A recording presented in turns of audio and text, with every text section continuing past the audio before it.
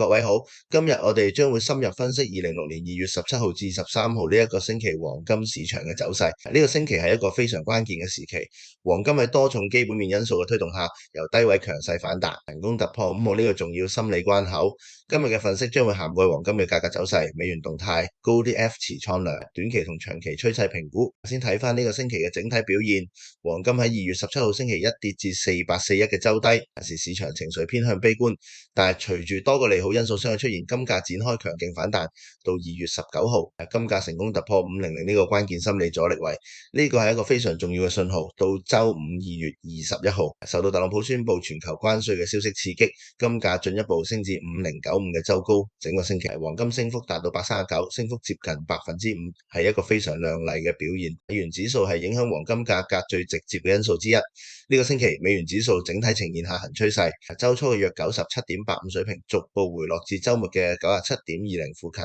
美聯儲喺2月18號公布嘅 FOMC 會議要顯示，利率維持喺3.50%至3.75%不變。市場對於6月份降息嘅預期呈5開，呢種不確定性令美元承壓，美元走弱直接降低咗持有黃金嘅機會成本，為金價提供咗重要嘅上行動力。高 ETF 持倉量係反映機構投資者對黃金信心重要指標。呢個星期，全球黃金 ETF 錄得高達190億美元嘅創紀錄資金流入。SPDR 黃金信託基金機構嘅持倉量由約1077增加至1100軍左右，增幅顯著。值得注意嘅係，分析師指出，機構投資者開始將 GILD 視為新國債嘅替代品，反映出市場對傳統安全資產信心嘅轉移，係一個非常重要嘅結構性變化，係黃金嘅長期需求有深遠影響。呢個星期黃金上漲嘅背後有5大基本面驅動因素。第一，係央行持續購金，中國人民銀行喺2月份繼續增持黃金，係連續第15個月增持，總儲備達到約2308噸，係最強嘅結構性支撐。第二係特朗普嘅關稅政策，喺2月21號宣布對所有進口商品徵收15%嘅全球關稅，令市場避險情緒急升，直接推動金價上漲。第三係 ETF 創紀錄嘅資金流入，反映機構投資者對黃金需求強勁。第四，美元走弱為黃金提供支撐。第五，市場對美聯儲降息嘅預期，亦係支持金價嘅重要因素。呢個星期最重大嘅地緣政治事件係特朗普嘅關稅政策，事情嘅發展係咁。2月20號，美國最高法院裁定特朗普早前部分關稅措施違憲，特朗普形容呢個係極端反美嘅決定，佢唔係就似扒手，反而喺翌日2月21號援引譯法第122條，宣布對所有進口商品徵收15%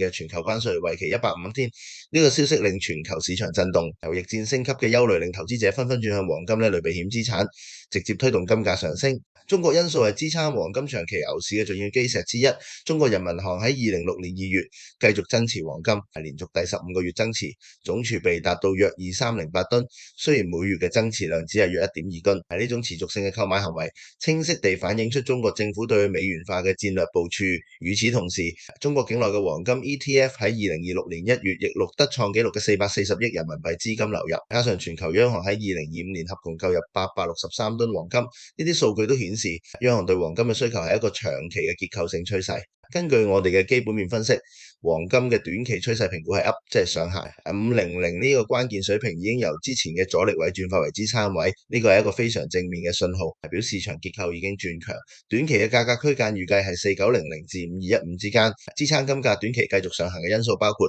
ETF 持續嘅資金流入、特朗普關稅引發嘅避險情緒，以及美元進一步走弱嘅可能性。如果金價能夠有效突破00至5215嘅阻力區域，後市升幅將會更為顯著。長期角度嚟睇，黃金嘅趨勢評估同樣係 up， 即係上行。各大頭行對黃金嘅長期前景普遍樂觀。高盛預測2026年底金價可達5400，摩根大通目標係5055，係為進取嘅 Yearly Research， 甚至預測金價可以升至6000。支撐黃金長期牛市嘅結構性因素包括全球央行持續去美元化嘅趨勢、地緣政治嘅長期不確定性、通脹壓力、黃金 ETF 嘅結構性需求增長。呢啲因素唔係短期現象，而係長期趨勢。因此我哋對黃金嘅長期前景保持樂觀。呢張幻燈片係我哋對黃金價格區嘅多時間看嘅分析總結，由短至長，所有時間看價嘅趨勢評估都係 up， 即上行周內嘅波動區間係4841至5095，區間寬度約154，短期1個月嘅區間擴大至4760至5215，中期3個月嘅區間係4600至500，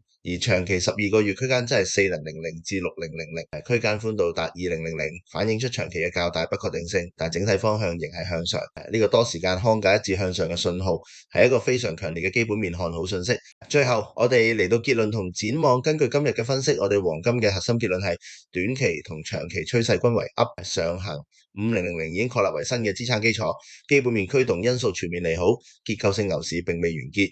我哋亦要留意潛在嘅風險因素，包括地緣政治局勢意外緩和、美元意外走強、美聯儲政策意外轉鷹，但係喺去美元化、央行持續購金、貿易保護主義三重驅動因素嘅支撐下，我哋認為5000唔係終點，而係黃金牛市嘅一個新起點。感謝各位嘅聆聽。